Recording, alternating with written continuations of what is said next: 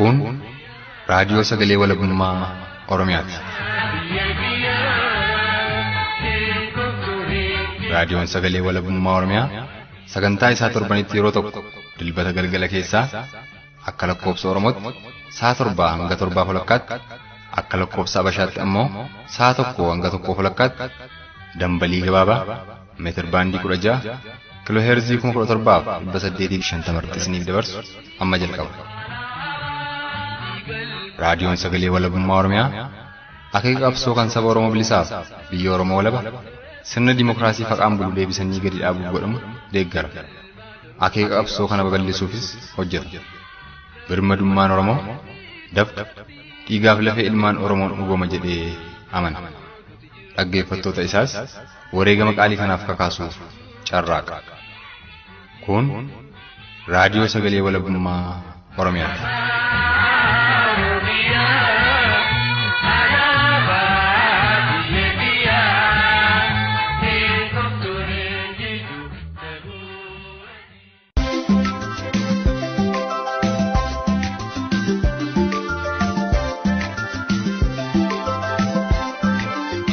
Harri guyyaan kamisa bultee 28 barrii bara 2017 bakkuma irraa nu caqasaa jirtan cufatti nagaan keenya isinaa qaqqabu dhaggeeffattoota keenya jaallatamoo yooyyaa kunoo gaa sagantaa keenya guyyaa irraanis uumaan faroonuu qajeelchinaan kurfiilee keenya kanneen akka oduu qophii addaa keenya guyyaa irraa keessattis turtii gaaffii fi deebii keessummaa raadiyoo sagalee walabummaa Oromiyaa obbo Teessoo Namarraa waliin taasifnee fi dhaamsa raadiyoo sagalee walabummaa Oromiyaa qabannee dhiyaanneerra. Turtiin keessan hagadhuma sagantaa keenyaatti nu faana ta'u jechuun kan isin hawwatu ammoo hanqiiqii dhugaa saayoon ta'uu oduu keenya guyyaa irraa kan nu dhageessiftammoo falmattuu lammiitii dhiyaadha.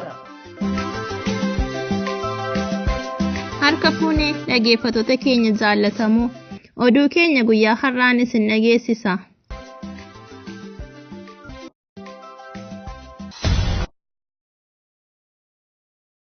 Dhukaasa kamisaa irraa godina Harargee lixaa aanaa Mi'eessoo keessatti loltoonni mootummaa wayyaanee fi liyyuu poolisiin Sumaalee bananiin dubartii Oromoo tokko wareegamuun tokkos madaa'uun himameera. Kamisaa irraa gandeen aanaa Mi'eessoo 4 keessatti lolli geggeeffamee ooluu fi milishoonni aanaa Mi'eessoo meeshaa waraanaa akka hiikkataniif dirqamsiifamaa jiraachuu akkasumas taateewwan waliigalaa aanaa Mi'eessoo keessatti adeemsifamaa oole kan himu jiraataa aanaa Mi'eessoo xiiqii dhugaasaa bilbilaan odeeffate kana. Guyyaa irraa kana godina Harargee lixaa aanaa Mi'eessoo naannoo Asabootitti akkasumas magaalaa Mi'eessoo keessatti liyyuu poolisiin tarkaanfii fudhataa oolte milishoonni Oromoo immoo hiikkachiifamaaf daangaa irraa buqqifamaa oolanii jedhani mee haala achi jiru kana uummata Oromoo dhageessisi. Har'a sa'aatii 8 booda aanaa Mi'eessoo araddaa afuriin lolli uummata keenya irratti banamee ture. Araddaa waggaan araddaa qilliftuu burii araddaa gaantarratti dhukaasa bananii turanii. Tole lola kanaan wal qabatee miidhaan qaqqabe waan attamii faatu jira? Miidhaa har'a kan qaqqabisan dubartoota irratti raayyaa ittisa biyya kanaa deeggaramanii kan dhufanii poolisiin bandatti dhaqanii dubartoota har'a kan du'e. Meeshaa gurguddaadhaan naannoo Snaaperiitiin kan dhahamanii dubartoota 2 kan dhahamanii Misraa Musaa Maammadoo kan jedhamtu duutee jirti. Aminaa Musaa kan jedhamtu immoo duutee jirti. Raayyaan biraarrisa biyyaa fi yaannisaa kan jiru. Namoota keenya kan daandara jiran akka hiikkatanii korobittineessaan fakkuma jedhamu kun hiikkatanii naannoo daangaa irraa akka gara godinaa fe'aman. Murtii kannamee jira jedhanii himanii namni sanarraa mareetaa ture irraan tanan akka kun ammoo hin taane namni murteeffatee jira. Korobittineessaa kana asirraa ka'e jechuun ka'a deemaa fi halkan ja'a afuritti nageenyaa fidanii gaagaa 8 eega dhimsiina jedhanii kan dhufanii nuti kan dhoorkine jechuudha. Oduu keenya itti aanuun ammoo qaamni baatiiwwan muraasa dura maqaa foollee jedhuun ijaarame qaama warraaqsa Oromoo tumsu fakkaachuun sochiitti jiru. Kaayyoonni ijaarameef qabsoo Oromoo tumsuuf osoo hin taane qeerroo basaasuu fi tokkummaa qeerroo gufachiisuuf kan ijaarame ta'uun saaxilame. Eenyummaa foollee ilaalchisee foollee eenyu akka ijaaree fi yeroo ammaattis shira fuulleen xaxaa jirtuun wal qabate rakkoolee qeerroo Oromoo gidduutti uumamee jira jedhan ilaalchisee qeerroon Oromoo godina Baalee fi godina Wallagga Lixaa irraa of eeggannoo raadiyoo sagalee walabummaa Oromiyaaf kennaniiru. Dursa odeeffannoo qeerroo lixa Oromiyaa irraa arganne isin dhageessifna. Innis eenyummaa foollee akkasitti ibsuun eegala. Godina Wallagga Lixaa aanaa Gullisoo ganda Calliyee Kaadde jedhamudha gandi kun. Inni akkuma beekamu foollee kan jedhamu. Kan filee gaan wayyaanee filee wayyaaneen sababa filaniif ijoollee walitti buusuudhaan deemanii haasa'an barbaachifne ijoollee giddu ta'uu qeerroo walitti bu'ee dubbiin ka'ee jeequmsa irra turamee ture. Qeerroon kan isaanii akka isaanii hin filanne nuun ta'uudhanii ni ofirraa kaasanii qeerroo Oromoo hundaa fi gaanfa naamu hoggansi haala barbaachisu. Qeerroon Oromoo erga diina isaa duratti injifatee dhiigni isaatti bu'ee barataan Oromoo hundumtuu erga dhumee hoggansaa fi dhumti keessatti dhiigni isaanii dhangala'ee hoggansa kana fudhachuu qabu hin jedhan. Itti fufuun ammoo qeerroon Oromoo godina Baalee magaalaa Gindiirraa odeeffannoo raadiyoo sagalee walabummaa Oromiyaaf kenne akka jedhetti foollee jedhamuun godina Baalee magaalaa Gindiir keessatti kafilaman kaabinoota OPDO'n ta'uu fi foolleen kunis qeerroo Oromoo godina Baalee magaalaa Gindiir keessatti rakkoo dhalchaa jiraniin tokkummaan qeerroo laafaa ka jiru ta'uu akkasumas taateewwan waliigalaa foollee OPDO'n filatteen magaalaa Gindiir keessatti adeemsifamaa jiru akkas jechuun dubbata. Nama tokko bitanii qeerroo walitti buusuun yookaan ammoo waan adda addaa uummata keenya keessaa bakkee uummata keenyaa godhatanii dhiigni dhiigan ta'u Oromoon dhiiga isii ta'uu hin danda'u. Nama dhiiga keenya hin qabne nu keessa makanii foollee jedhanii qeerroo foollee walitti buusanii yeroo ammaa kanayyuu gurbaan tokko miidhama gurguddaa keessa jira. Hospitaala Finfinnee turee kalee galgala galee Tiyyuu jedhama mucaan dhahame suni qeerroodha. Ammallee inni Oromomaaf qabaatti namaa miila jiraafis sodaachaa turan. Qarshii 10,000 kennanii fi waliin dalaguu qabdaa qeerroo kana gadi dhiisuu qabdaa jedhanii inni fidee jennaanii kan nama dibaa kama saayiba isaa ka takka addaan hin bahinitti kennanii kama saayiba isaa kan dhoofsisanii saayiba isaa kan ammoo Oromummaa tana dhiqqoorraa shakkii qabna dhiiga Oromoo akka hin qabnetti dhagaa turree jechuudha. Jalqaba galma keessatti teessisee foolleen jedhanii naggaadotaa fi ammallee ijoollee magaalaa keessa jirtu nama 10 fide.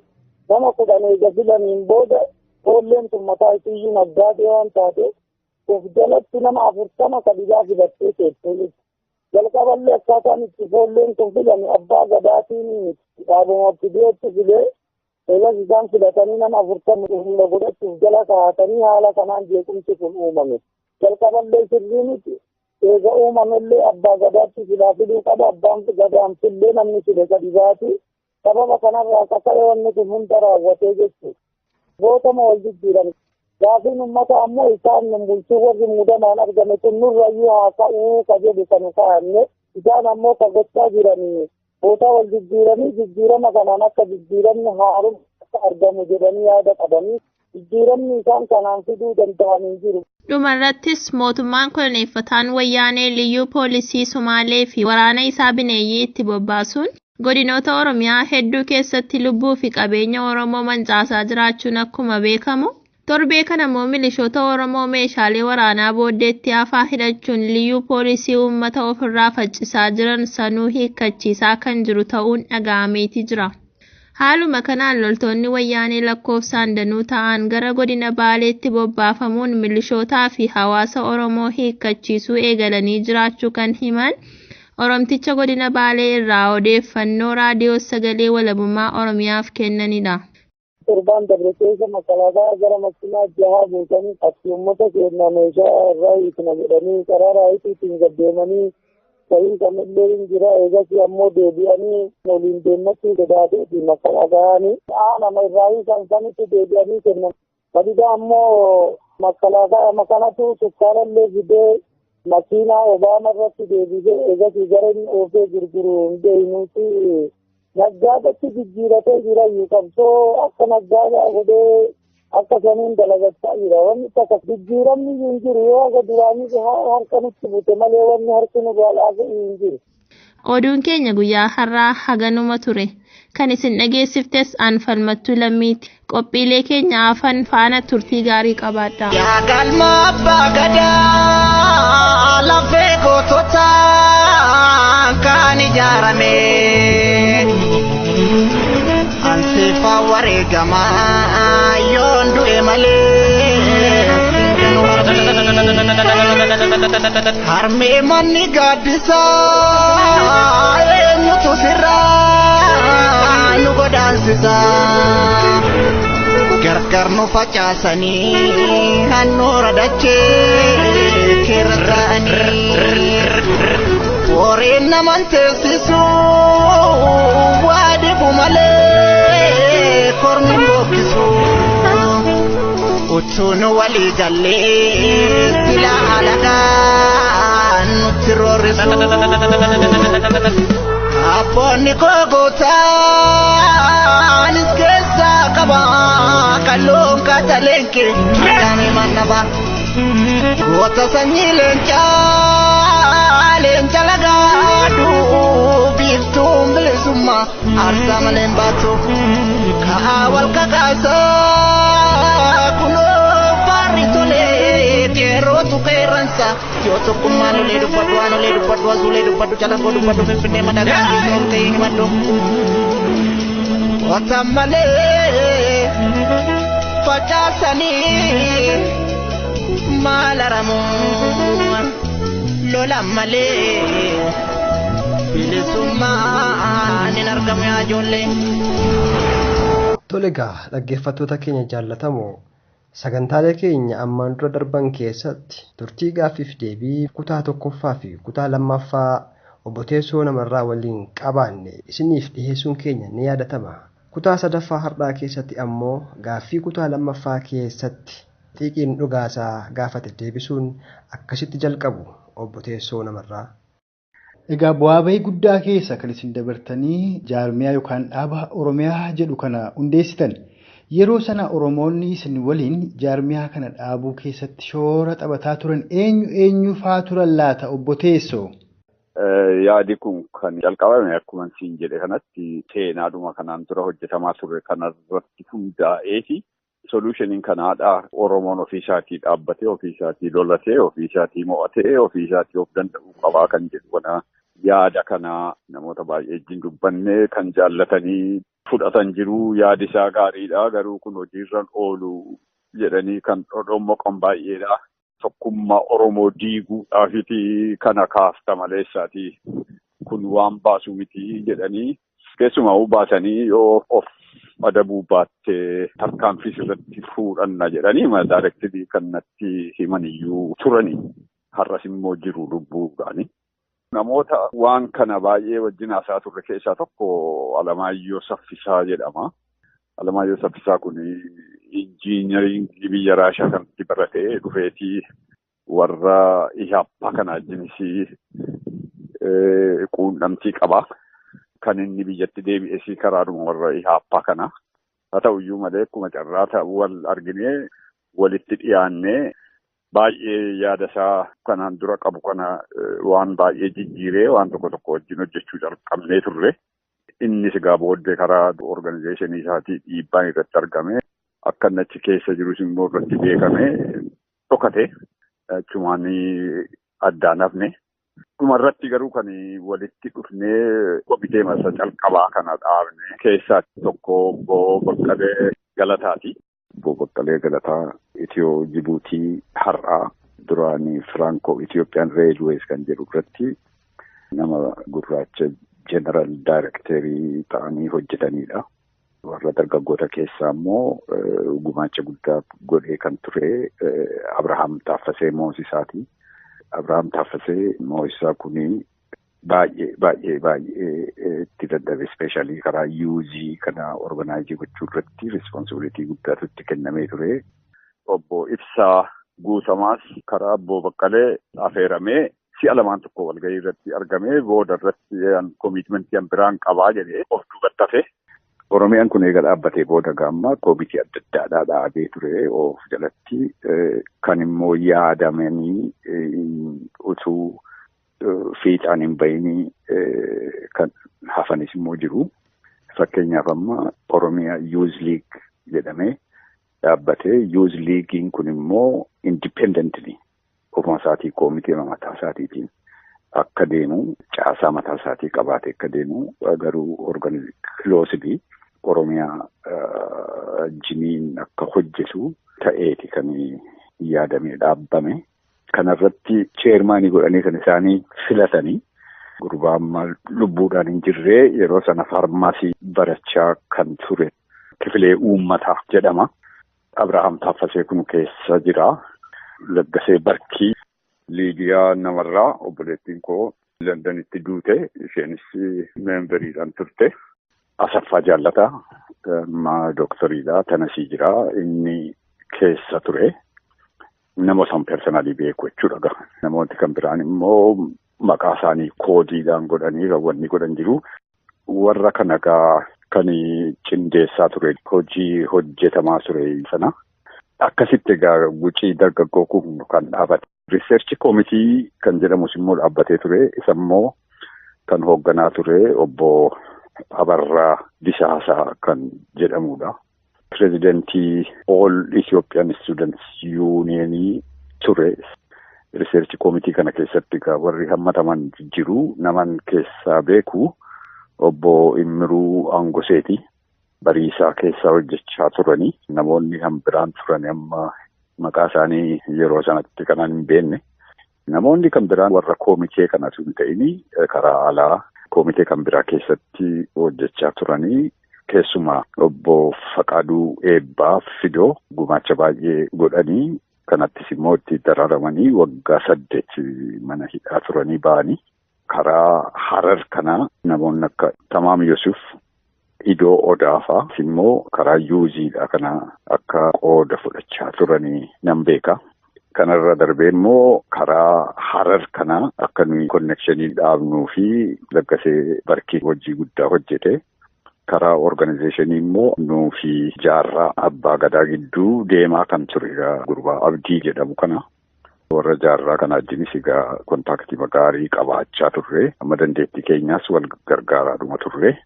Warroonni isaa jiran kunis immoo baay'een isaanii yaada Oromiyaa kana akka fudhachaa turan dhageenya. Karaa Jimmaa kanas immoo ordineetii gochaa kan ture karaa Yuuziidha. Muhammad Xayyib jedhama. Booda kana keessa Jibuutiitti dadhabe. Egaa karaa Amboo kan jiru kana immoo Baqqalee Tafarraatu duukaa bu'aa ture.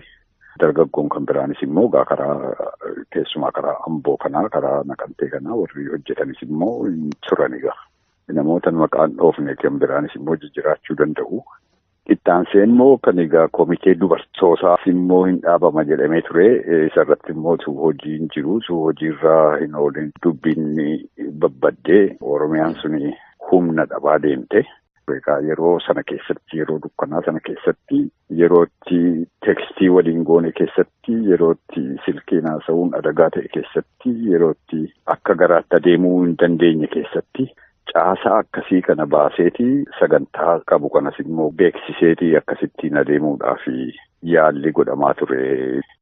Tole egaa obbo Teessumee osoodhuma yaada kanarraa immoo fagaanne yaada sila kaaftan keessatti yeroo isin ejjennoo Oromiyaan qabu ilaalchisee maxxansaa sana baaftanitti namoonni isiniin mormanii fi isinitti dhaalatanis akka turan kaaftanii turtan. Hidhamuu keessaniifis ta'ee saaxilamuu miseensa Oromiyaa keessa harki namoota kanaa waan jiru isinitti fakkaata. Mana hidhaa keessoo isinis ta'e jaalloowwan keessan ganna agamiif kan isin turtan? Walqabataadha. Personaalii waa harka keessaa qabu kan jedhu jira. Hiikamuu dhiisuu kootiif garuu harka keessaa qaba. Personaalii hammanan hidhamuun ta'an tureetu gaagaa inni akkasii kun natti hin ta'e. Karaa kan biraa garuu isuma ololuma adda addaa kana oofuu maqaa nama balleessuu nama faaluu kana malee namoota kan biraan akka qabamanii fi daayireektilii respoonsibilitiin kan isaaniiti jedhee afaan guutee dubbachuudhaaf baay'ee na dhiba.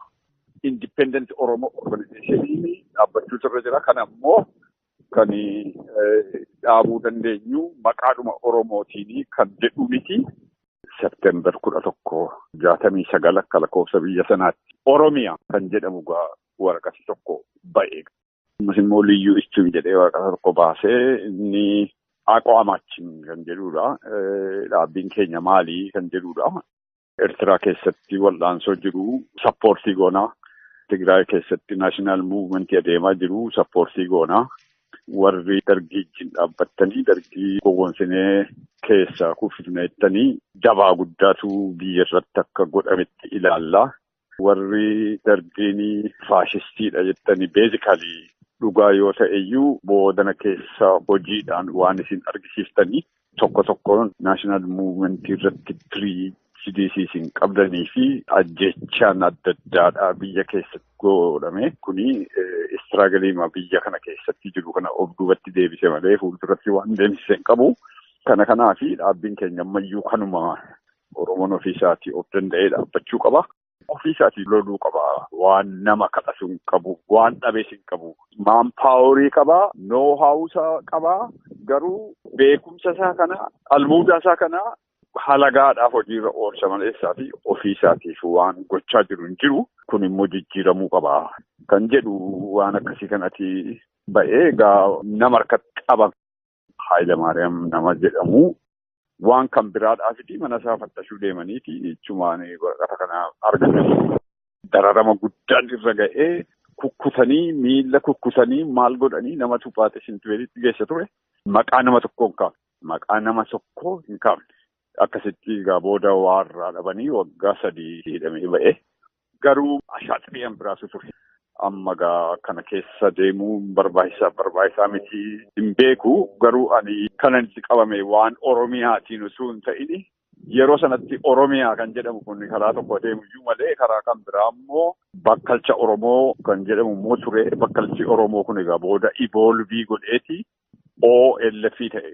Abaa'oo har'aa kana abaawoon irraallee baay'eedha. Abaa'oo isa duriidhaa ta'e.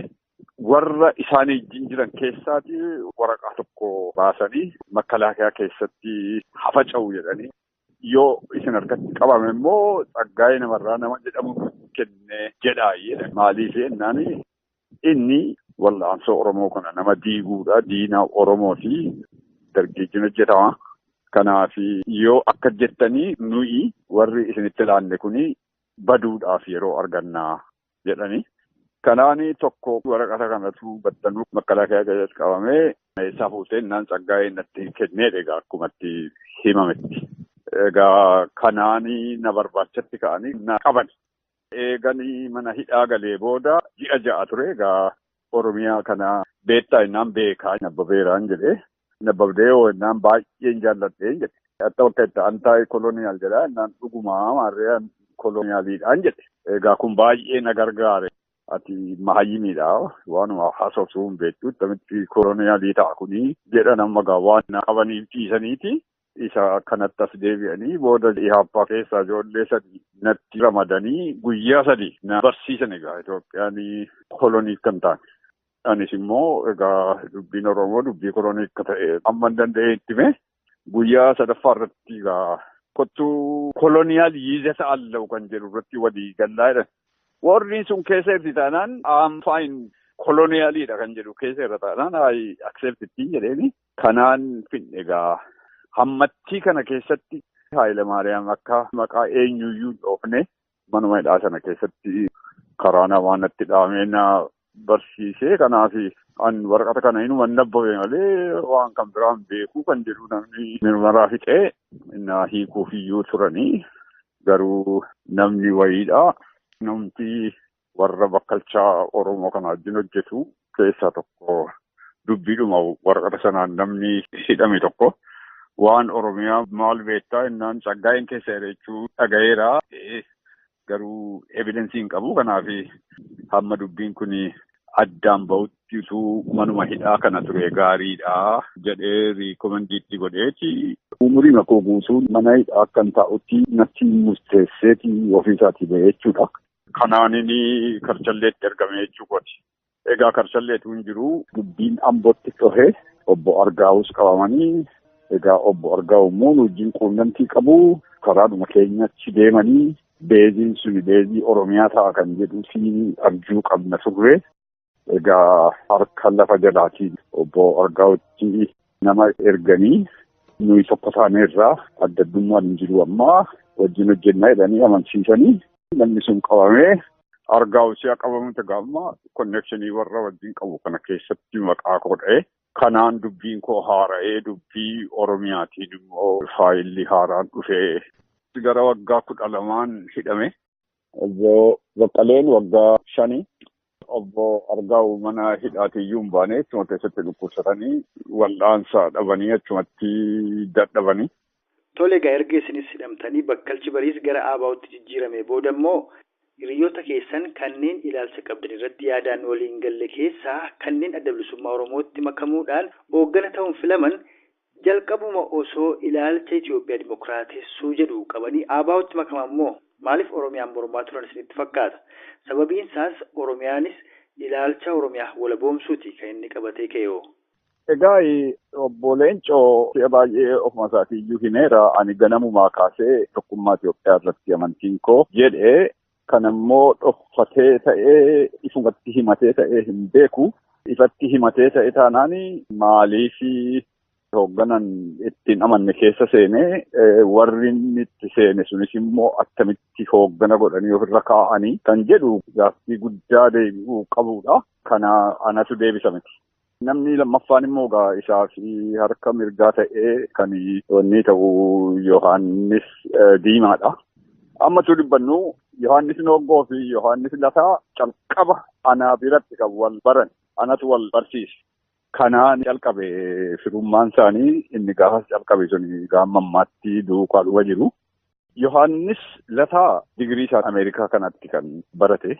Ethiopian Student Movement yana keessatti qoodan fudhanne waan biyya keessa jiru sana I think miisii waan godhe na fakkaata. Yohaannis Noggoo garuu biyya keessa jiraachuu duwwaatu hin ta'in active memberii ture Student Movement keessatti. Diimaa wajjin wal quuqnee hin bennu namummaan isaa nama hin quuqu garaan isaa sigaa baay'ee hin beekamu.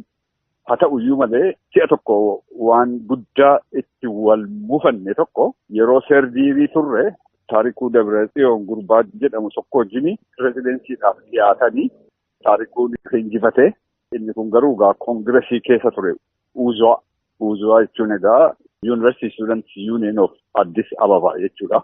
Namni sagantaa akkasii kanarra jiru kuni waggaa sana gaaffiin ka'ee ijoolleen hiriira ba'anii hiriira sana irratti namoonni qaqqabamanii hidhamanii namoota hidhaman kana mootummaa nama baasutti barumsatti hin deebinuu jedhanii barumsa dhaabanii. Yeroo sana keessa ijoolleen foorziirii jiran amma buddeenitti dhiyaataniiru. Yeroo baay'ee sabotaajii godhaniiti barumsatti deebi'u. Diimaa Noggoo koongiresii Uuzwaa ta'ee barumsatti deebi'ee barumsa galee sabotaajii godhee jechaadha. Wanti kun baay'ee na rifachiisee baay'ee immoo na mufachiisee. Kana duwwaa miti. Meesoon eega dhaabatee booda meesoon irraas Ihaappaa irraas adda kan ta'an immoo organizeeshiniin adda addaa dhalatanii turanii. Warra kan itti dhalatan kana keessaa warri Ihaappaa keessaa deebi'anii baqatanii mootummaatti harka kennanii warruma biyya keessaa kana ta'a nama filatanii maalariid maarkisist leeninist diimookiraasiyaawii dirijit kan jedhu tokko dhaabanii. Si'a kana dhaabanii pirezidentii godhanii kan isaanii filatanii Yohaannis Noggooti. Achi immoo warri caatti jala jiru jedhamanii warri Oneg kun immoo si'a dhaabbatu 76tti ammas immoo pirezidentii ta'ee kan filatame Diimaa Noggooti. Yoo dhuma kanas warra Gimboo Sabattii kana keessattis pireezidentiidha. Inni lafuma deemutti pireezidentiidha. Egaa ODF'ttis mikittiliidha. Egaa yeroo mana barumsaa jiru sana walumaan adeemaa turre yaaduma tokko qabna turre. Isa kana booda kan yaadaan walirraa fagaachaa deemne jechaadha. Kunis immoo yaada malee personaalii miti. Kanaaf egaa warri kun durumaa ka'anii yaada akkasii qabuuf hin qabanii kana ani beekuu hin danda'u waan ani itti murteessisu miti abbaatu beekasa.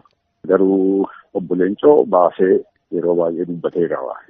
Kanaaf dadhabbii dhumtii siragalii kanaadhaa maali kan jedhamu keessaatii waan ta'udha malu tokko. Namoonni bilisummaatti hin amanne adda bilisummaa liigii godhanii adeemuuni.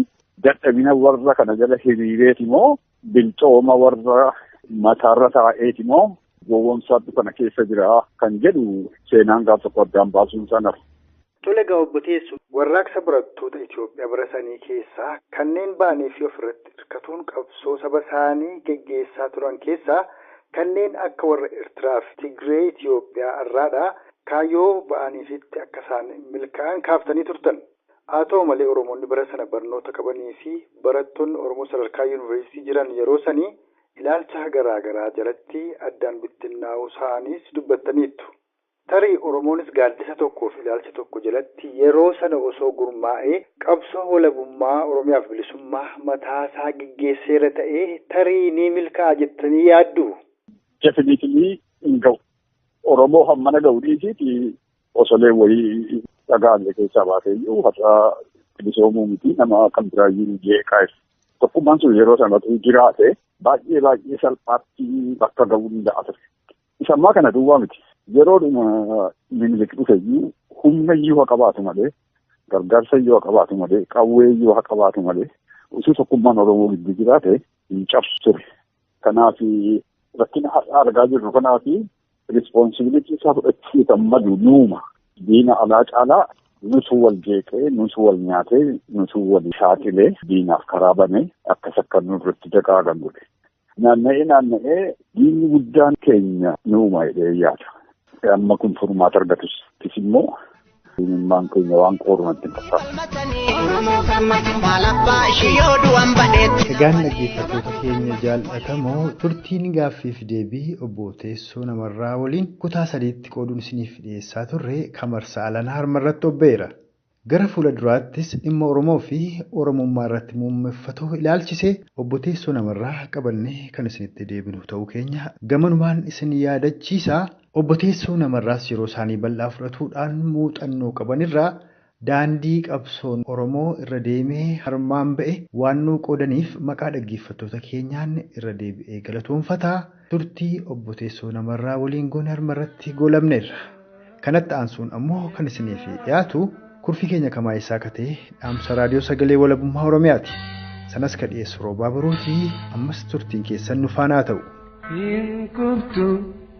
Injitu labuati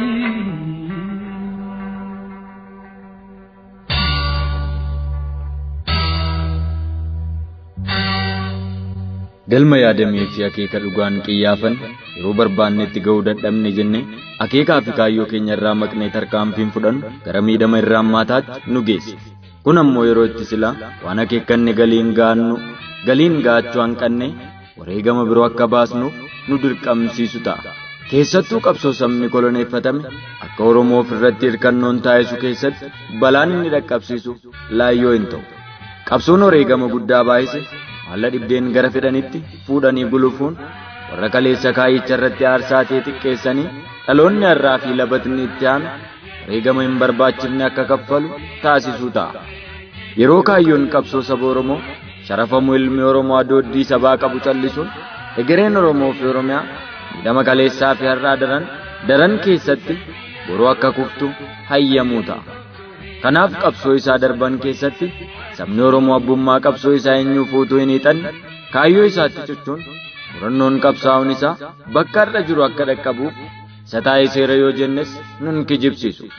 Hanqinootaa fi rakkoo qabsoo keessatti kaleessa isa mudatan riqicha taasifate malee kaayyoo fi ejjennoo isaatti gaabbee gara biroo hin maqne.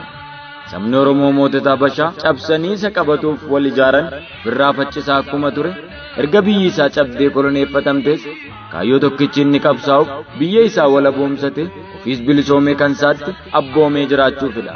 Barri qabsoo isaa dheeratus dhaloonni kun irratti obbee kaan dhaalus kaayyoon qabsoo isaa sharafamte bu'aa xixiqqaa jala hin yaane.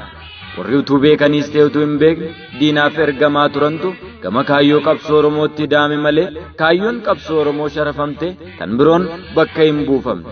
Akka fakkeenyaatti Jeneraal Taaddasaa Birruu gaafa mooticha Haayila Sillaaseetti dugdagate gama qabsoo saba isaa edaamu akka warra har'a kaayyoo qabsoo Oromoo sharafuuf biyya keessaa fi biyya ambaatti wal ijaaranii kana saba Oromoo gara impaayera kolonii Habashoota Itoophiyaatti hin hawwanne. Daandiin tokkichii fi kaayyoon saba isaa galiin dhaqqabu walabummaa Oromiyaa fi bilisummaa isaa ta'uu amanee mooraa qabsoo Oromootti makame. Isa duras ta'e isaas kan gama qabsoo Oromoo dhufe Kumaa Kitilee. Dimshaashumatti qondaaltonni Oppiidiyoo har'a afaan tolanii dubbachuu fi bu'aa xixiqqaan sossobamanii qabsoo Oromoo sakaaluuf ergama diinummaa isaanii raawwachaa jiran ayyaan laallattuu fi warra sabboonummaa baranee uffatan yoo boojee malee sabni Oromoo kaayyoo qabsoo isaa moggaatti darbee bu'aa xixiqqaan Itoophiyaanummaa gula hin yaa'u. Gannoota dheeraaf qabsoon isaa walii yaadamee dhabdee bubbultus wareegama barbaachisu baasee galma isaa dhaqqabuuf kaayyoo isaatti cichee qabsaa'aa jira.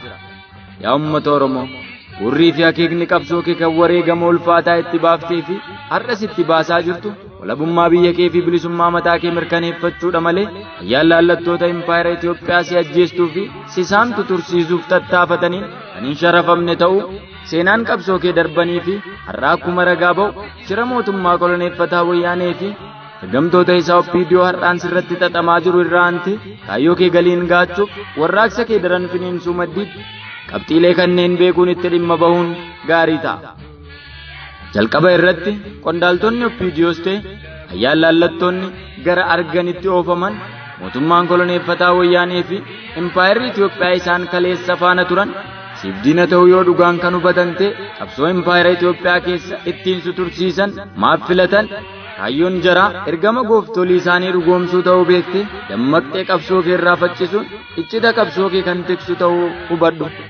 Qondaaltonni OPDO afaan kaleessa ittiin siif qabsoo kee xureessaniin har'a deebi'anii dhugummaa qabsoo kee faarsuun warraaqsa kee hin dirqamaniiti malee dhugaan quuqamanii akka hin ta'in abadan hin dagatin.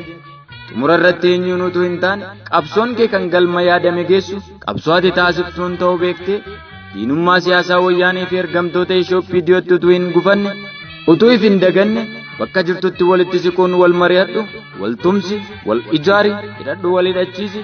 Biyya kee afaan qawween koloneeffatamtu afaan qawween walaboomsadhu, bilisummaa mataa kees mirkaneeffadhu kan jedhu dhaamsa raadiyoo sagalee walabummaa Oromiyaa kan guyyaa har'aati. Oromiyaan ni walaboomti, Oromoon ni bilisooma. Raadiyoo sagalee walabummaa Oromiyaa.